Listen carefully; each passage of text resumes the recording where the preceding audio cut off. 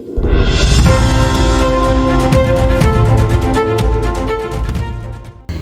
केजरीवाल ने दिल्ली में चला दिया पीएम मोदी वाला दांव। भाजपा की बड़ी मुश्किलें।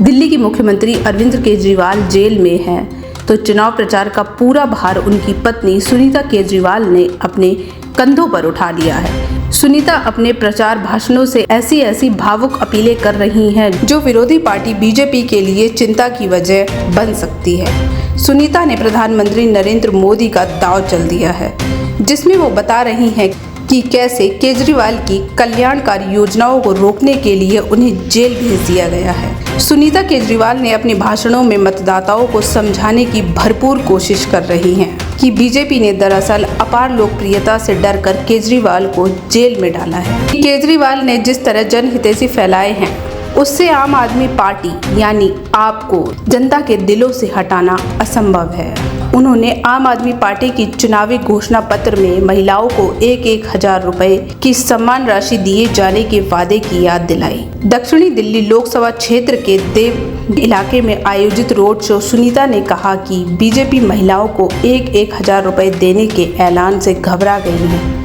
वो इसी योजना को रोकने के लिए केजरीवाल को जेल से निकलने नहीं देना चाहते हैं। सुनीता केजरीवाल ने महिला मतदाताओं से कहा कि बीजेपी नहीं चाहती कि आपको 1,000 रुपए मिले, इसलिए उसने आपके मुख्यमंत्री को जेल में डाल दिया है। T20 वर्ल्ड कप 2024 आतंकियों के निशाने पर T20 वर्ल्ड कप। पाकिस्तान से मिली धमकी। वेस्ट इंडीज और अमेरिका में 2 जून से T20 वर्ल्ड कप, जिसमें 9 जून को न्यूयॉर्क भारत पाकिस्तान के बीच सबसे बड़ा मुकाबला खेला जाएगा। लेकिन इससे पहले आतंकवादी हमले की धमकी ने सनसनी फैला दी है। कैरेबियाई मीडिया के हवाले से बताया गया है कि इस्लामिक स्टेट की ओर से दुनिया भर के बड़ी योजनाओं को निशाना बनाने की धमकी दी गई है, जिसमें T20 वर्ल्ड कप शामिल है।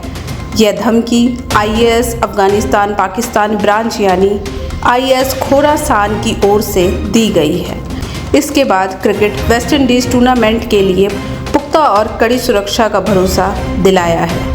करीब 1 महीने तक चलने वाले वर्ल्ड कप में इस बार भारत समेत कुल 20 टीमें हिस्सा ले रही हैं। यह अब तक का सबसे बड़ा T20 वर्ल्ड कप होने जा रहा है। साथ ही अमेरिका में पहली बार टूर्नामेंट का आयोजन हो रहा है और अब इस धमकी को टूर्नामेंट की सुरक्षा को लेकर आयोजकों की चिंता बढ़ा दी है। उत्तराखंड के जंगलों में लगी भीषण आग, अब तक 4 की मौत, 350 से ज़्यादा अधिक मामले दर्ज। उत्तराखंड के जंगल में लगी भीषण आग करीब 144 हेक्टेयर के इलाके में फैल गई है और सबसे अधिक आग उन इलाकों में लगी है जहां चीड़ के पेड़ ज़्यादा है।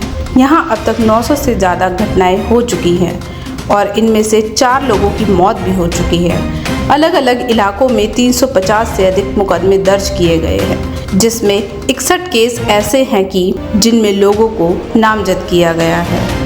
आग की अलग अलग वारदातों में 10 से ज़्यादा लोगों को गिरफ्तार किया गया है। कुछ जगह आग रिहायशी इलाकों में भी पहुंच गई है और इसकी वजह से लोगों को सांस लेने में परेशानी हो रही है।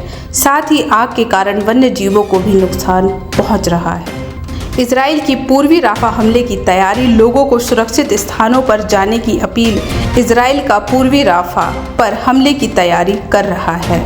ऐसे में इजराइल की तरफ से लोगों को सुरक्षित स्थान तक पहुंचाने की अपील की गई है। हमास ने केरेम स्लोम क्रॉसिंग पर हमला किया है।